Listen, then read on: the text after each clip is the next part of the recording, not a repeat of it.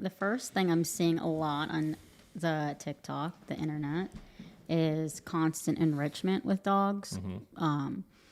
Dogs that are constantly being enriched by like toys, treats, all these different contraptions that they've invented now. And like clients will ask me like, well, I can get her this bone, but she doesn't like this bone, or I'll get her this, or I tried the treat ball and it doesn't work. And I was like, when are you using enrichment as a Band-Aid rather than just having your dog be trained? Like, does my dog constantly have to be doing something, being enriched by something? Does their brain constantly have to be simulated by treats, toys, things like that? And it's very popular right now. There's like videos on different, like putting tennis balls in a muffin tin and hiding kibble under there. Kongs, constant like bones and treats. And like I just got a Kong wobbler for my dog Sunday.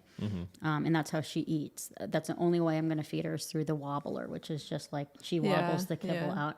And that gives me like an hour. She will do that for an hour. It takes her an hour. So it's just like an hour of peace, but because she's so wild in the house. But if I had taught her bed stay, and which we're working on, would I have to keep feeding her in a wobbler to engage her brain like that? Well, let me ask you this. So when you say she's wild in the house, what do you mean by that? What are you trying to stop with it? Constant, like never sitting down, never able to relax, constantly sniffing, looking for something to get into, getting into anything that she can. She'll take rocks from my fireplace. Like I have like little coals in my fireplace, and she'll just like, I can see she has something in her mouth and she just carries them around and has a pile of rocks. And her first 2 weeks with me, I like had my dining room table full of things I had taken away from her because she's constantly getting things and getting things. And that was probably my bad for not managing her as well.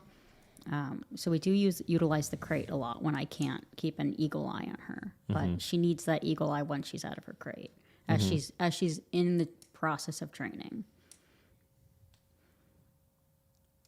You look like you have stuff to say. I do, but I thought you were finishing up. No, there's just a little follow-up question so I can put some notes down.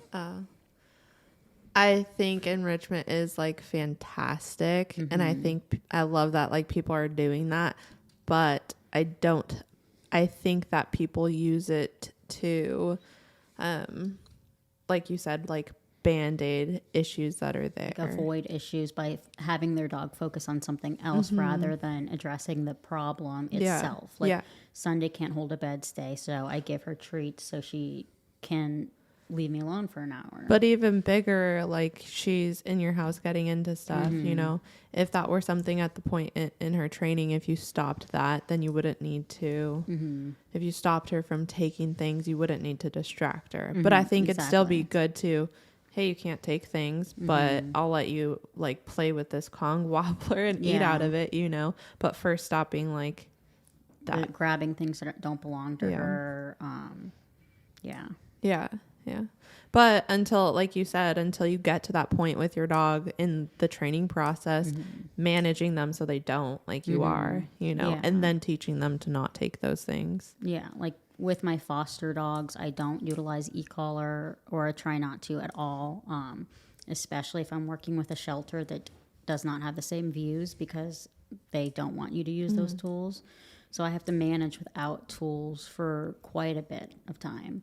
So I use a lot of enrichment, a lot of crate time, and crate and rotate the dogs, and a lot of like physical activity and walks to kind of manage bad behaviors because I don't want to correct for them on e-collar. I would say. I feel like that's probably all you really can do with those types of dogs, anyways. If you can't really train them, you're just managing. I think that kind of exposes the problem, though, right? Like, I mean, the viewpoints that a lot of people have on utilizing training tools and stuff. And listen, like, I'm not like, you have to use an e-collar for this, because, like, I'm sure there's plenty of other ways we could strategically go in and correct for these behaviors without using an e-collar, right? But, I mean, everything you described, right? Picking up rocks, excessively pacing around, looking for trouble. You said you had a whole table full of things she picked up, which I'm assuming you caught her with those things to take them, right? Yeah. That's a lot of opportunities to tell the dog, you shouldn't do this, right? Yeah. And I mean, we know this, right? Like once you stop that behavior and you tell the dog you can't do that, they stop doing that, and then your problem's pretty much gone, right?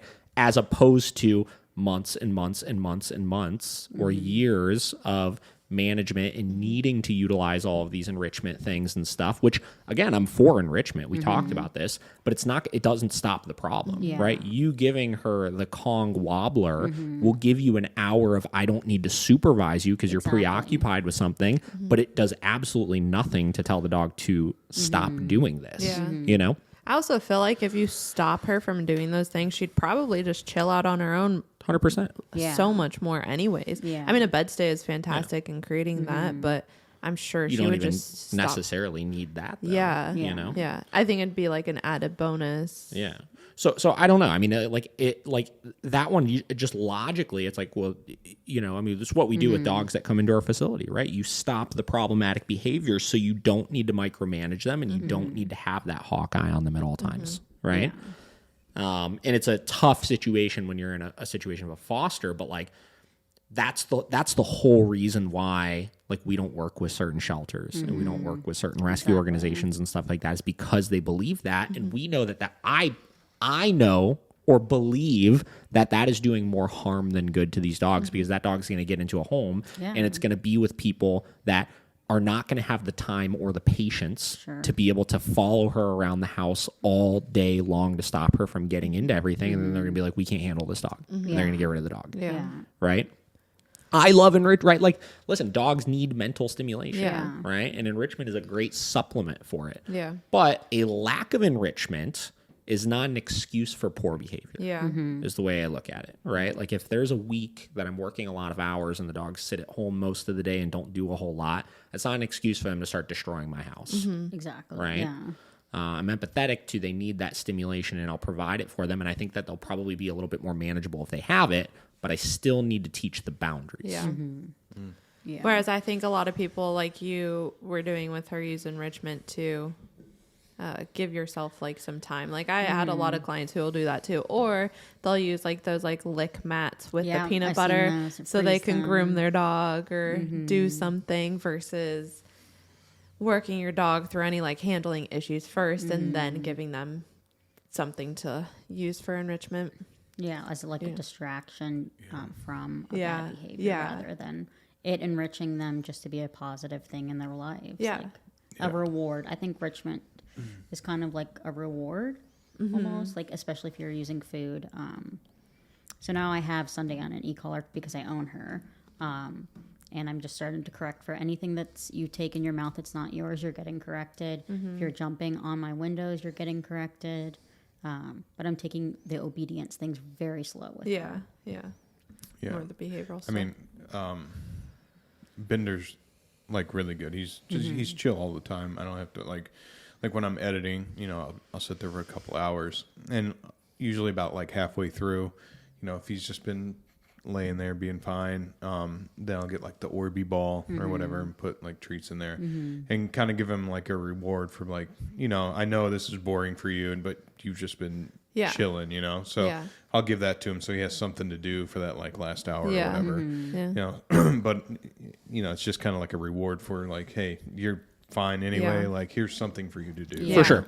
Yeah. So they're not bored at that point, right? Because like I do feel bad sometimes if I'm home doing housework all day and the dogs are just kind of sitting around like, can we go do something? Yeah. Right? Please. They're not being poorly behaved or anything, but like it would be nice to give them something to occupy themselves with. And I think that's where stuff like that should be implemented. Yeah. Like You when know? I feel bad for not exercising Doof, I just give him a raw bone to Yeah. go do something. Yeah. I do things like that as well. Yeah. Like, I'll utilize soup bones or treats. If it's a rainy, cold day and I don't want to walk. Yeah. Yeah. Cool.